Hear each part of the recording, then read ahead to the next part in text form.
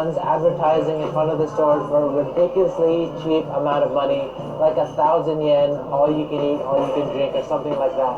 Even places like this advertise 500 yen pizzas or have a table charge, and they'll make you also order one drink. So no matter what, you are paying at least 1,000 yen to eat at the place. I know it's not much to some of you, but I still think it's a bit sneaky. Let's talk about hotel fees in Japan. And if you guys have looked and searched for Want to pass your certification exams first time? At Exam Labs, we've got you covered. hotel rates, you might have found that it's quite expensive to some of you, but I still think it's a bit sneaky. Let's talk about hotel fees in Japan. And if you guys have looked and searched for hotel rates, you might have found that it's quite expensive, but what you may not know initially is that more often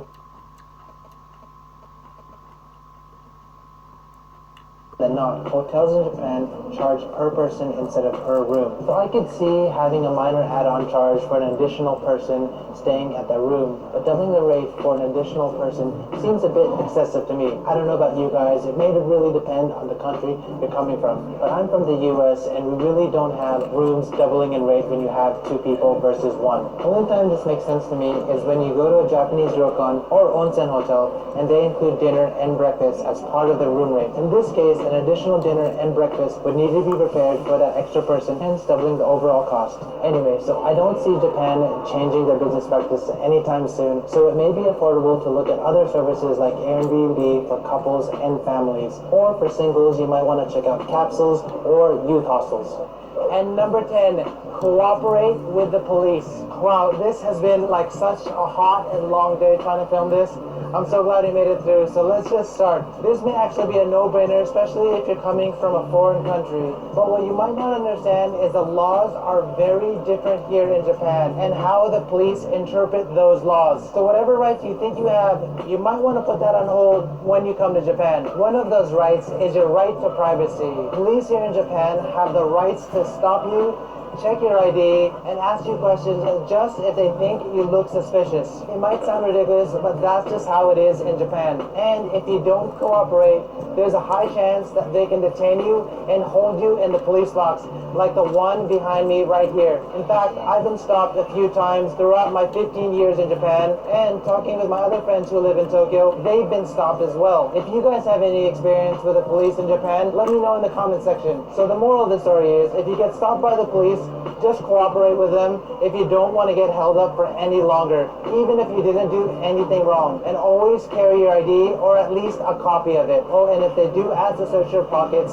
yes, it's actually not legal for them to check it. Oh, and if they do ask to search your pockets, yes, it's actually not legal for them to check it, but if you don't allow them to search your pockets, again, they might treat you as suspicious and hold you in the police box. So if you guys don't want any trouble, just cooperate with the police.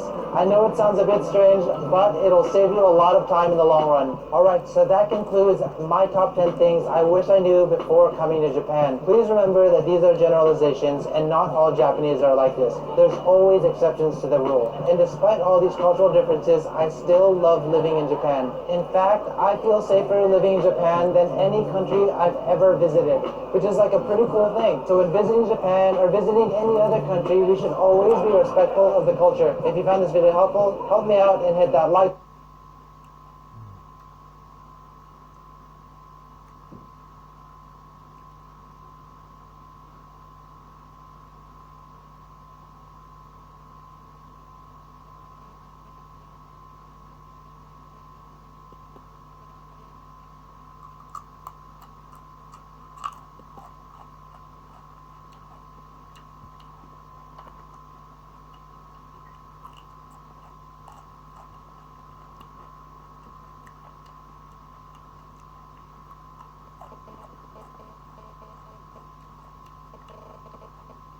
Так вот, вернемся к веб-дизайну.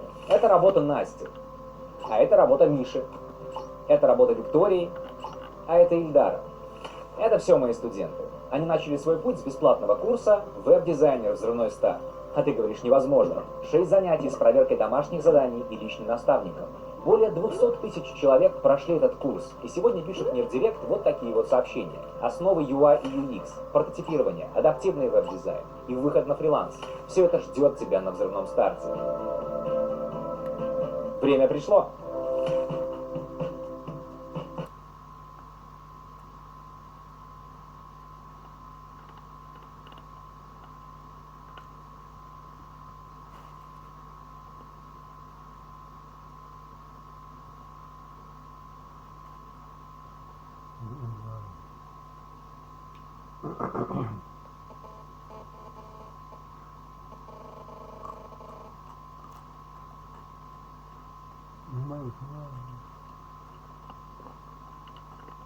Ну нет, а что ты предлагаешь, смотри, ты такой типа какой, нет, я уже это, склоняюсь, да, понял я.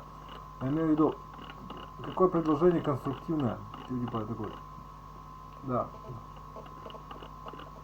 Приоритайз. А ты приоритайз, как говорится, да? Что, нет, что? Нет? А, ты не выбираешь ничего? Ну. Disproportionate. In this video, I'm going to share with you the must-do things before you fly to Japan. So I've already done a video of what to do when you arrive in Japan, especially when you get to the airport. But in this video, I wanted to focus on what you need to do before even getting on the plane. So what a lot of people don't know about coming to Japan is that it's a very much a reservation-based culture, meaning that if you want to go to some of the higher class places, or if you want to go to some like high-end restaurants, or some very, very popular spots here in Tokyo or throughout Japan, you have to make reservations. In fact, some of the things that we'll be talking about in this video, it's so difficult to get in that you have to book months in advance. And by the time you've arrived in Japan, it's already too late. So I want to share this information with you so when you get to Japan, you don't have that oh no moment where you're like, I really wanted to go here, but I can't. Also, what you'll find is if you do a little bit of prep work, you can save some money. So that's another advantage of planning ahead and doing all these things before you fly to Japan. Overall, the whole point of this video is to help all of you out so you can maximize your time here in Japan. But before I start, like always, if you want to help support the channel, check out the Tokyo merch. If you want to see what I'm doing on the daily, check out my Instagram account. And if you have questions about your upcoming trip to Japan, or you want to connect with people who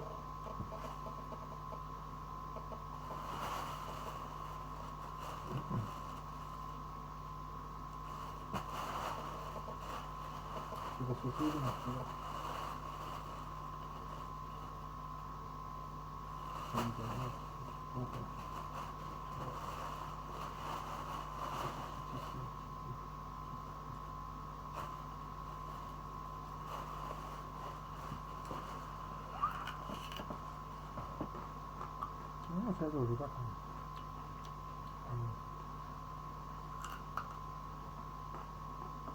love Japan, then I've recently created a Discord community for you to connect. Links are always in the description. And finally, I wanted to give a quick shout out to our sponsor, Mobile SIM Cards. Without them, I couldn't make all of these videos for all of you. In fact, my first tip before coming to Japan is organizing a SIM card. Having a SIM card overseas makes life so much easier. I'm able to connect to all of my social media, I'm able to connect to all my emails, as well as just be able to navigate throughout the entire country. What's nice about Mobile is that they offer free shipping all throughout the world, and once you've ordered it, it'll come within a few days so that when you land in Japan, you'll have your SIM card ready to go.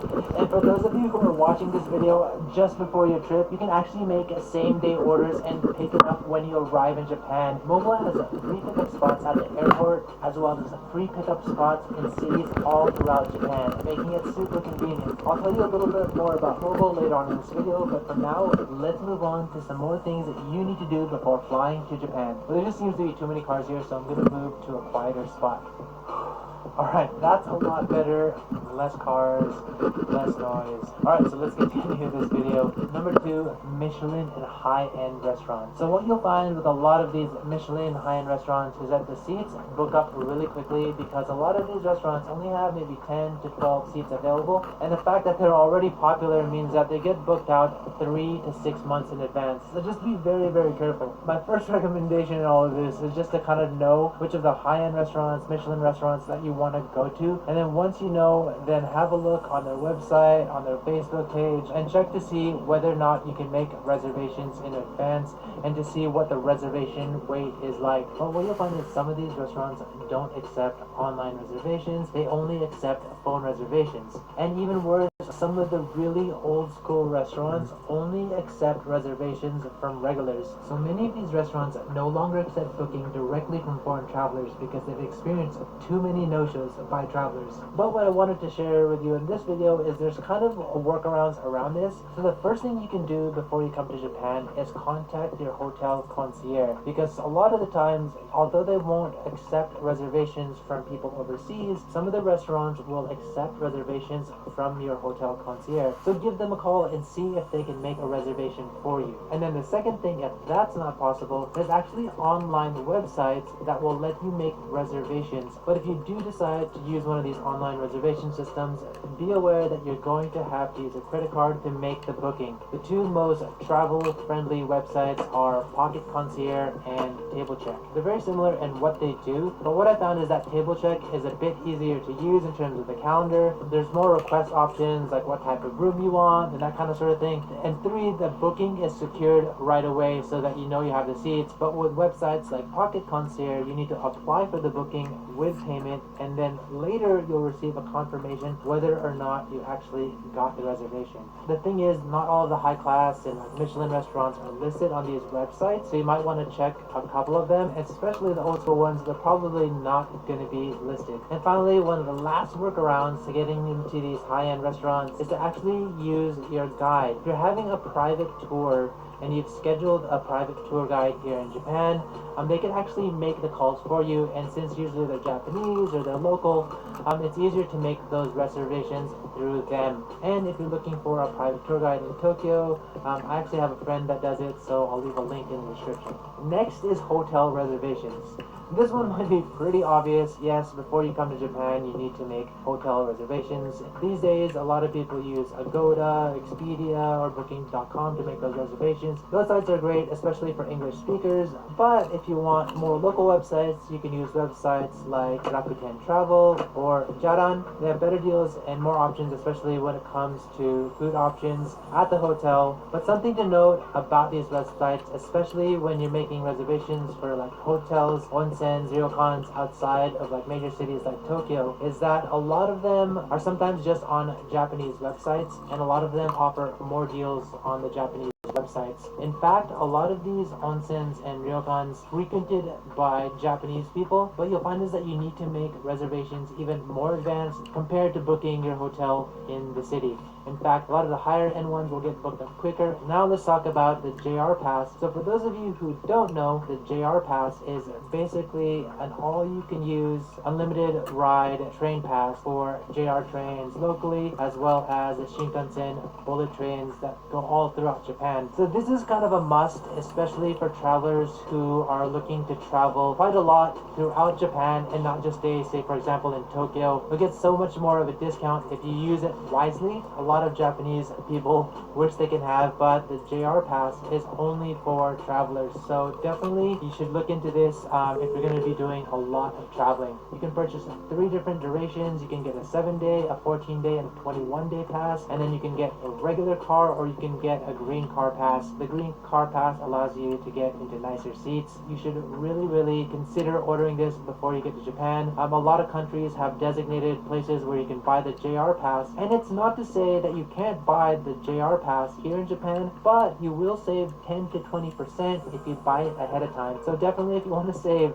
that 10-20%, buy it beforehand. But there looks like to be some uncertified websites that you can buy the JR Pass in advance. The reason I say it's uncertified is because it's not actually listed on the JR website. I'm not saying that these websites won't actually work, but just be careful when you're buying them from these online websites. Before buying these is to make sure that you're eligible and that you meet the requirements, because even though you buy the passes, you might not be able to collect the passes, or you might not be able to use the passes if you don't meet the requirements or you're not eligible. Oh, and something worth mentioning about the JR Pass is that you can not only use them on trains, but you can also use them on buses and ferries. Exceptions that do apply, so definitely check the website to make sure that you can use it for that specific location and area. Also, when riding the Shinkansen on the JR Pass, you can ride unreserved seats, but if you want to ride reserved seats, you will need to go to the ticket booth in advance to reserve before you ride. Also, if you're flying in or out of Narita Airport and taking the Narita Express, you can use the JR Pass to ride it and save 6,000 yen round trip, which is about $55 US.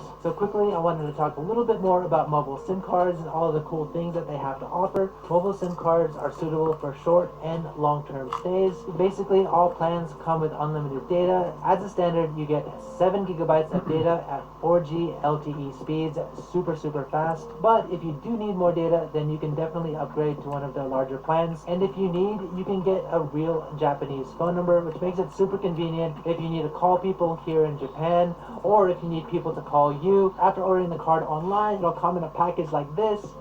You open it up like so. So this is the actual SIM card that they send to you. As you can see, it's a SoftBank card. In fact, it's on the same mobile network that I use on a daily basis, which covers 99% of Japan's population, so you know you'll be covered just like me. Also, mobile offers English language support, and best of all, mobile guarantees that a majority of the profits go to charity. So if you want to get your mobile SIM, best of all, mobile guarantees that a majority of the profits go to charity. So if you want to get your mobile SIM card and be connected when you arrive here in Japan, check out the link in the description. Now let's talk about reservations for Disney. So what you'll find with the restaurants at Disneyland and Disney Sea is that it's really difficult and extremely hard to get in if you don't have reservations, especially the higher end restaurants. The good thing though is all the restaurants can be booked on the Disney website. So if you want to have dinner at a nice restaurant in Disney, you should definitely book ahead. I mean, just to give you an example, Micah and I have been to Disney Sea so many times. Our favorite restaurant is Magellan, and every time we go there, try to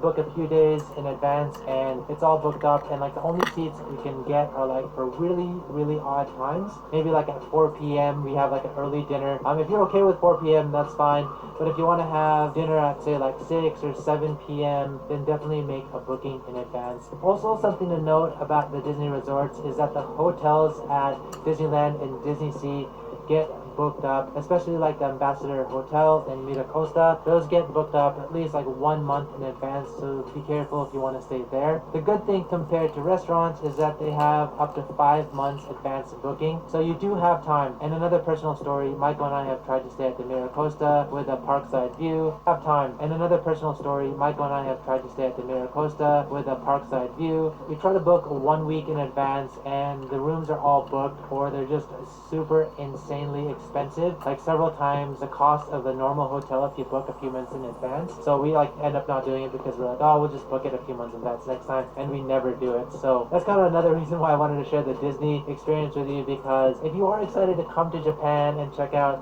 the Disney resort, you're going to want to make all of these reservations way in advance, and I don't want you guys stuck not getting to actually experience Disney here in Japan, or having to pay through the roof to get that Disney experience. Just plan ahead. Finally, if you want to get Welcome to Python is Easy, your path to becoming a Pythoneer or Pythonista. Variables, functions, statements, lists, loops, sets, dictionaries, I/O, classes, libraries, error handling, and Disney tickets. You don't actually need to buy them in advance, but if you do buy the tickets in advance, you are able to skip the lines at the entrance and just like scan your ticket. So, and in fact, if you want more tips about Disneyland and Disney Sea, I've actually made a complete video on that for tips and hacks. So check out that video. I'll leave a link in the description. Next, let's talk about visas. Now this one is probably a no-brainer. Before coming to any country, you want to make sure you have the proper visa to get in. So Так что деньги можешь присылать. Сопротивляться не буду, потому что можешь присылать сколько хотите.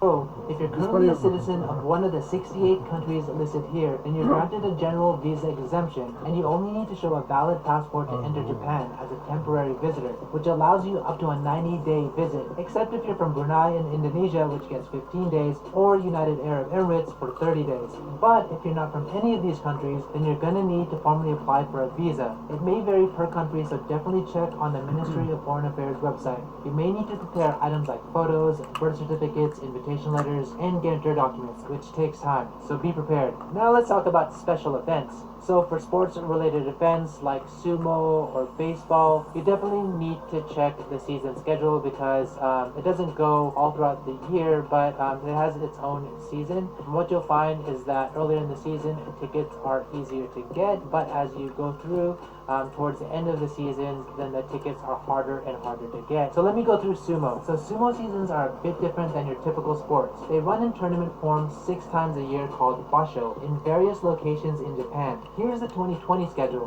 and the 2021 schedule for reference. Basically, there are 3 tiers of seats: ringside, box seats, and balcony seats. Ringside being the most difficult to obtain. There's also Juseki, which are free seating tickets, but they're not available for pre-sales and they sell out quickly from 8 a.m. on each day of the sumo tournament. So I wouldn't rely on those tickets if you want a guarantee of viewing. So you can purchase tickets directly online in English on the official sumo site. But be warned, they too sell out quickly at times, so you should mark the dates when the tickets go on sale. So let's go through baseball. Baseball is quite popular in Japan, so tickets can be hard to get sometimes, so definitely plan ahead. You can simply go to the team's website, for example the Tokyo Giants, which is also in English. Just so you know, better seats, more popular teams, and the end of the season will make it more difficult to get tickets. So again, plan ahead. But let me go through concerts. Concerts, it really depends on who's performing on how advanced you need to buy the tickets. The Japanese people usually buy their tickets online on a site called Ticketpia. The site is in Japanese, but fortunately they also have their site available in English.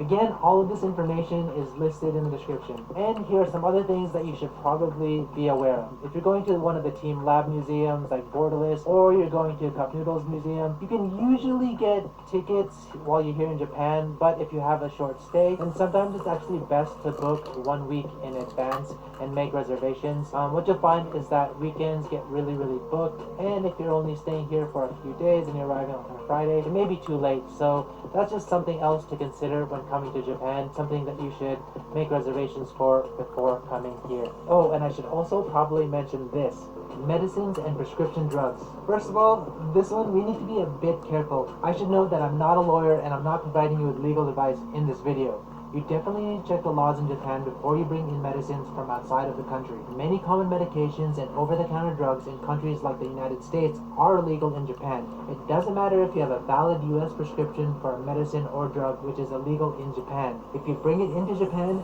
you risk being arrested or detained by Japanese authorities. So you're going to need to check with the Ministry of Health, Labor and Welfare whether or not your prescription medicine is okay to bring into Japan. For example, all medications containing stimulants are prohibited. This includes Adderall, a standard medication used to treat ADHD symptoms in the US. You can bring prescription medicines into Japan with you without any special procedures on the condition that 1. You bring it only for your own use, 2. It's not any prohibited drug such as methamphetamine in Japan, 3. It's not any especially controlled drug such as narcotics in Japan, and 4. Its quantity is up to 1 month's supply. So if you have exceptions to this rule or you need to bring special medicines, you'll have to apply for a so-called yakan shome, an importation certificate, and receive it before you leave home, and then declare it to the customs officer when you arrive in Japan. This process can take several weeks depending on your country and requirements, so plan ahead. Aside from that, if you guys like this video, help me out as always by hitting that like button, and if you guys want to help support the channel, check out the Tokyo merch. And if you guys want to see what I'm doing on the daily, check out my Instagram account. Also, thank you again to our sponsor, Mobile SIM Cards. If you're really coming to Japan and you want to be connected just like me, definitely think about getting a plan for a mobile. And finally, if you want to see more guides about Japan, day in the life videos, definitely hit that subscribe button and the bell button, and I'll catch you guys in the next one. Настройки фотоаппарата вызывают у вас тихий ужас? Кажется, что вам никогда это не освоить. Если тема не про вас, можете просто закрыть это видео. А если хотите научиться снимать в ручном режиме, делать классные фотографии при любом свете и на любой объектив, то регистрируйтесь на мой бесплатный мастер-класс. In this video, I'm going to share with you my tips and hacks to get around Japan. So a lot of you might think that the only way to get around Japan is taking trains or cars, but there's just so many different options and there's so many different tips and hacks that I definitely needed to share with all of you. So many things I've learned along the way living here in Japan. But before I start, if you guys want to help support the channel, then check out the Japan merch. And if you want to see what I'm doing on the daily, check out my Instagram account. And if you have any questions about Japan or Japan travels, then check out my Discord community. The links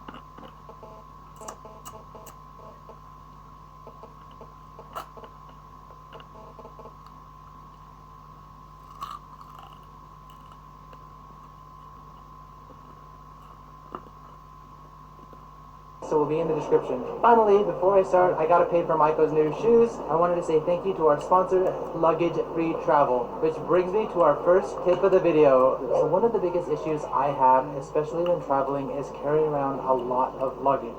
Especially in Japan, when you take a lot of trains to get where you're going, you have to haul all that luggage with you. And if you have a big family, or if you just have a lot of baggage, you have a lot of souvenirs you bought along the way, it just makes it super difficult to travel with all of that luggage. So a service like Luggage Free Travel is the perfect solution. You can use it right when you arrive in Japan from the airport and ship your stuff directly to your hotel. And you can use it from hotel to hotel. So if you're traveling in Tokyo or outside of Tokyo, this Luggage Free Travel is just super convenient.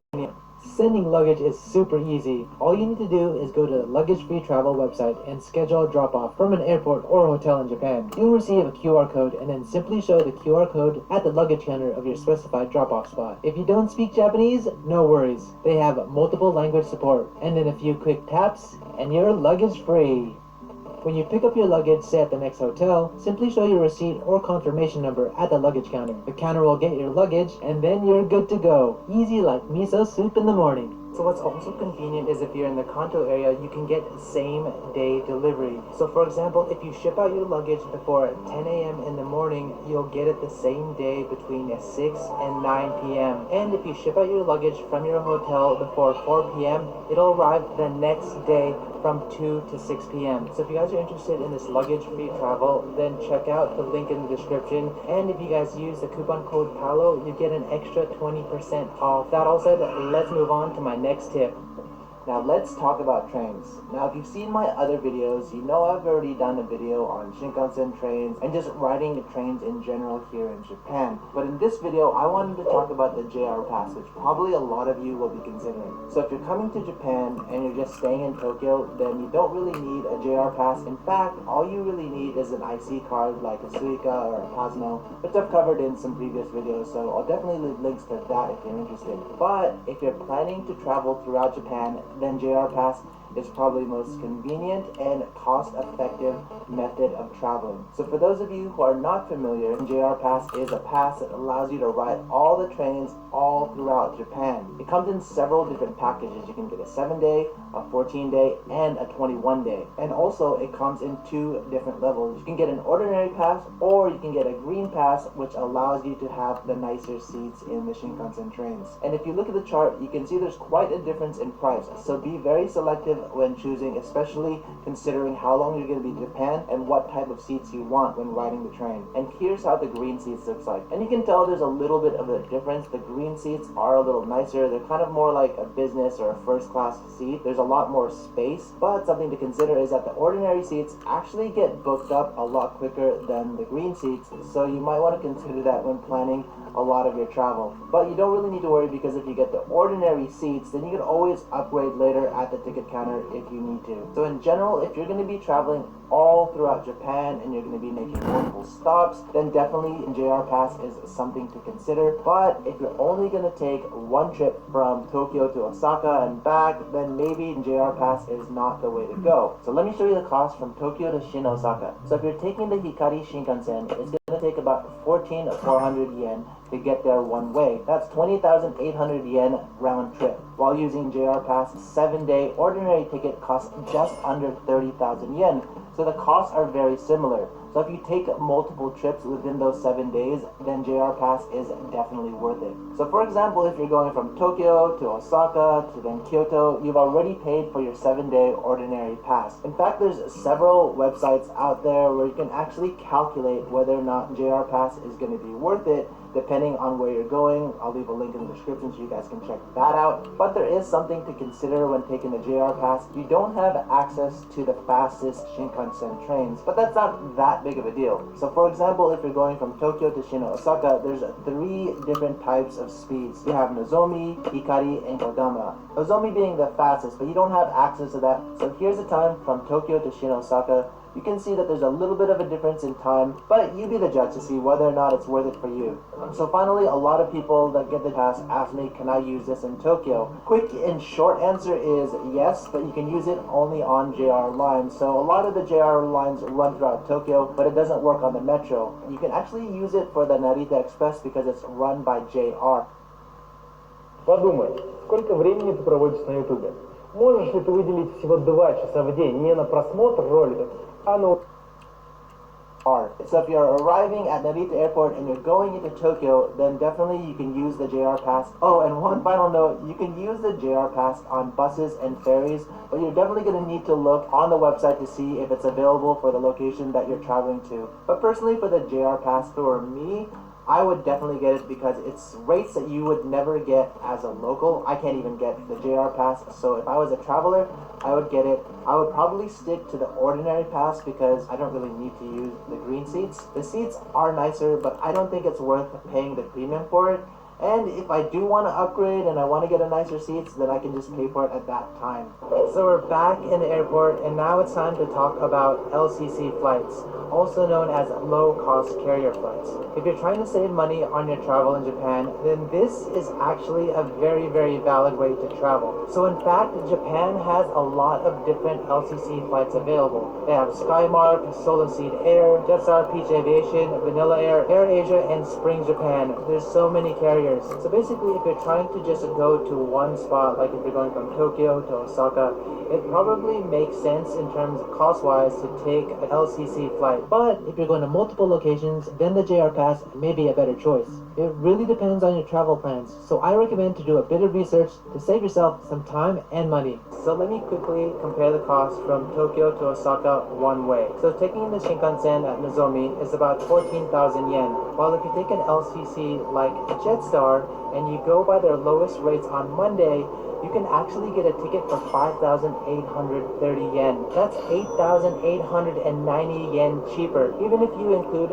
transportation from Tokyo to Narita Airport, that's about 15 to 3,000 yen, so it's still cheaper. So if you are looking to travel and want to save some money, then definitely look into the different LCCs. So let me show you how easy it is to get on an LCC.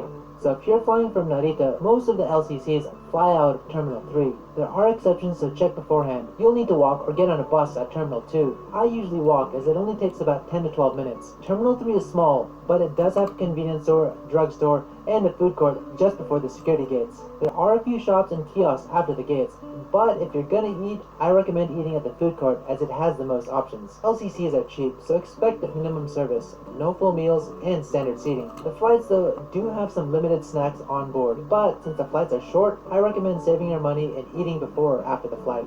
So a lot of Japanese actually prefer to take LCC flights because it is cheaper, but personally for me, I kind of like riding the Shinkansen, so I prefer paying a little bit more to ride the Shinkansen, and I don't actually like all of the travel from train and getting on a flight and then back on a train to go wherever I'm going. I'd rather just be on the train the entire time, but it's usually personal preference, and some people want to fly.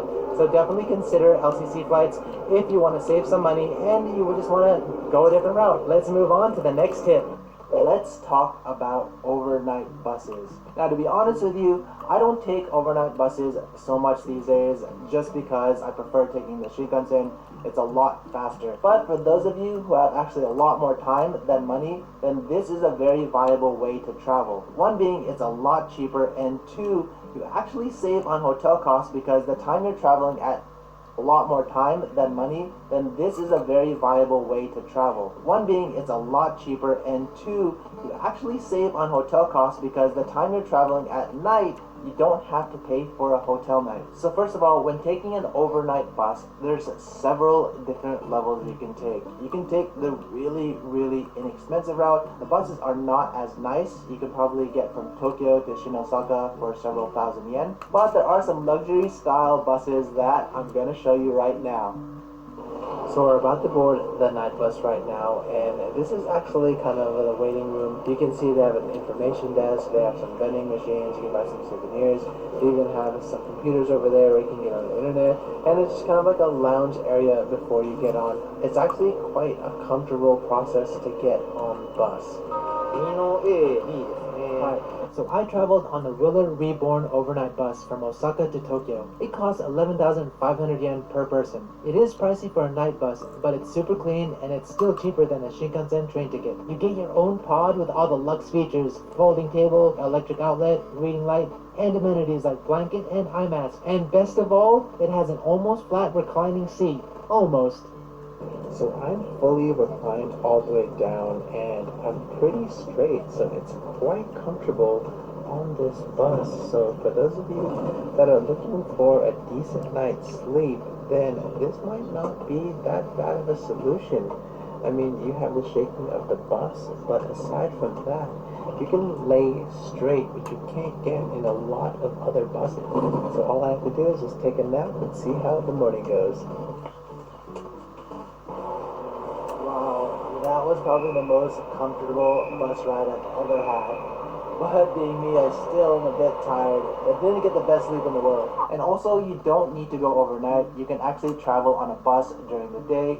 There's different types of buses you can get, and depending on your price range, you can get different classes. So for me, I think overnight buses are great if you really want to save that money. But I think at my age, I prefer to just travel a little bit nicer and just like sleep at a real hotel. But it really depends on you. If you're trying to save money on hotels and you want to like get from city to city, then overnight buses are a really good way to do it. Now let's talk about car rentals. So the first thing I should mention, especially because a lot of people ask me about car rentals, if you're going to a big city like Tokyo, then you definitely don't need to rent a car. Train access is pretty much everywhere, and you can get to wherever you need to go via train and then walking to that location. So I think cars make the most sense if you're traveling outside of Tokyo and you want to explore some places that trains and buses can't normally get to. Also, some really nice ryokans are really difficult to get to, so taking a car makes a lot of sense. Another way cars make sense is if you're with a large family or a large group, and car transit allows the entire group to stay together and go to these remote spots. But before you drive, you need to make sure that you meet the requirements to be able to drive in Japan. So generally, you either need a Japanese driver's license or you need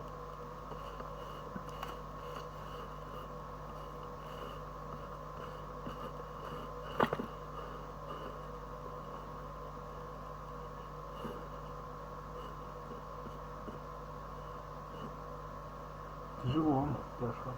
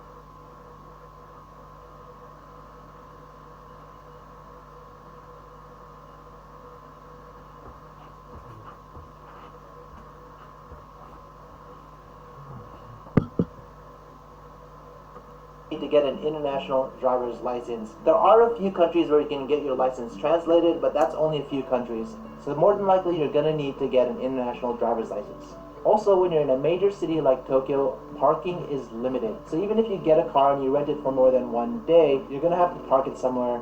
And if you park, it's quite expensive. Sometimes it'll get to like 4,000, 5,000, 6,000 yen per day. So you have to be... Вы хотите выучить английский? Вот 3 главные заблуждения, которые не дают вам заговорить о нем. Первое. Вы должны знать много слов. Второе. Вы думаете, что он слишком поздно. to be really careful of the cost. And you might want to remember this kanji. It's pronounced aki, meaning there's an opening. So renting a car in general could cost between 5,000 to 10,000 yen on average. It really depends on the car rental place that you go to. A lot of them these days actually are translated into English. I'll leave some of the links in the description so you guys can check that out. So let me briefly show you what it's like to rent a car.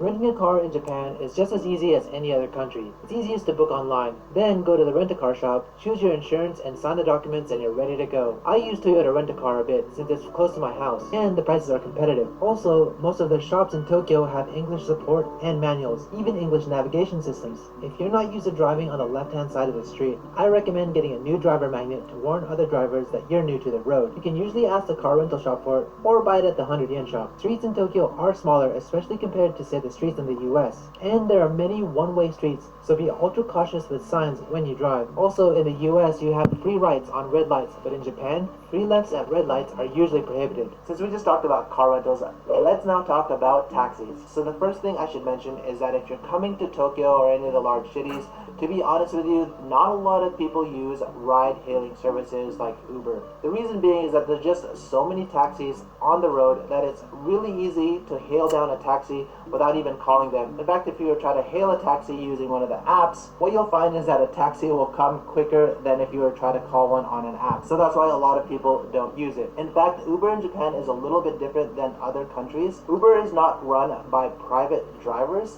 It's actually run by a company, so they don't actually save you any money compared to the regular taxis.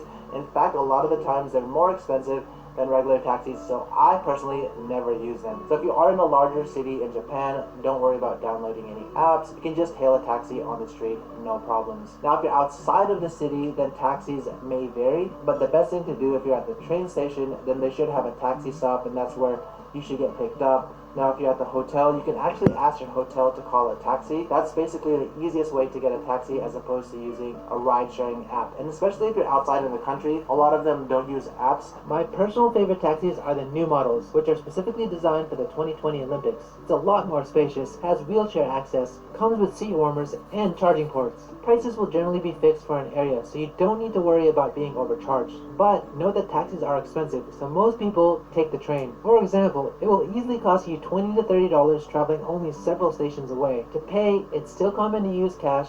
You $20 to $30 traveling only several stations away. To pay, it's still common to use cash, but you can also use IC cards and credit cards these days. Oh, and there's no tipping. So taxis are vacant when you see this red kanji, read as kusha. And when the taxi isn't taking fares, you'll see the kanji kaiso. And one more thing to note about Japanese taxis. The rear passenger door opens automatically, controlled by the taxi driver, so no need to open taxis. When the taxi isn't taking fares, you'll see the kanji kaiso. And one more thing to note about Japanese taxis. The rear passenger door opens automatically, controlled by the taxi driver, so no need to open or close. Personally though, I've got so used to it that sometimes when I'm in another country, I stand there like an idiot waiting for the door to open. Anyway, enjoy the service while you're in Japan. So one thing that you should be careful of if you're trying to hail a taxi in Ginza on the weekdays between 10 and 1, they actually won't stop if you're on the side of the street trying to hail them down. You're gonna need to find a taxi stop in Ginza in order for them to come and pick you up. Strange, I think that's the only place in Japan that's like that. But let's talk about bike rentals. It's quite useful if you want to explore a particular part of the city or like neighboring stations and you don't want to take the train to get to each spot, or if you don't want to walk because sometimes the train stations can be pretty far apart, and bike rentals are just a great way to get around. Now there's various services and companies that offer bike rentals or bike sharing, but one of the companies I found quite useful is Docomo. The reason being is that they're based in a lot of cities, including Tokyo. Not only are they in Tokyo, but they're in Hokkaido, Miyagi, Kanagawa, Osaka, Nara, and Hiroshima. You can rent them on an hourly basis, but what's actually nice is that they have a one-day pass. In Tokyo, it's about 1,650 yen to rent a bike. And it's great if you're here with a partner or maybe like a group, you guys can just all rent a bike. You can do a quick search for the location and find one near you. You apply on the internet, it takes about 5 minutes to apply, and it's pretty easy. All you have to do is enter the password and then unlock the bike with one touch. And finally, after riding the bike, you don't need to return the bike at where you rented it, but you can just drop it off at any other station, which is like pretty easy. Another thing I like about the bikes is that they're pedal assist, so if you're going up hills or you just want that extra push you don't need to like use all your effort to bike around. So if this particular bike service is not available in the city that you're going to be in, it's quite easy to find another bike rental service. All you need to do is search on Google bike rental in the city and something should come up, especially in the major cities. But one thing to be careful of is where you park your bike. You just need to look for the signs that says no parking. A lot of them are in Japanese, so the no parking usually looks like this. So don't park there because you have a chance of your bike getting impounded. So now let me talk quickly about lockers. So lockers are available in most train stations and airports, but traveling around, I find that they're usually like 3 different sizes. Usually you can pay by cash, but a lot of the newer ones, it's really cool because you can use your IC card to pay, and then when you come back, you can just swipe your IC card again, and it'll open up the locker for you. So when you're at airports or train stations, these are kind of the standard size lockers. You can see that my baggage here doesn't actually fit in the smaller sizes, but this is actually the size. And so this is the mid-tier, and still I don't think my luggage will fit in here. It's a little bit too small. And this is the largest size locker. It should fit a large suitcase like this one. Just know that during busy times like special events, lockers get taken quickly, so be prepared. Personally, I'm a huge fan of lockers, especially when I have luggage. I want to explore the station. I don't want to carry a lot of stuff, so I use lockers quite a bit. It just makes it super easy. Lockers can be found throughout the city as well. Alright, that concludes the video. If you liked it, help me out and hit that like button. If you want to help support the channel, like always, check out the Japan merch. If you want to see what I'm doing on the daily, check out my Instagram account. If you want to connect with people that love Japan or you have questions about your Japan travels, check out my Discord channel. And thanks again, the luggage-free travel service. Links are always in the description. Use the discount code PAOLO in order to get 20% off. If you guys want to see more Japan guides or anything I'm doing in Japan, hit that subscribe button and the bell button, and I'll catch you guys in the next one.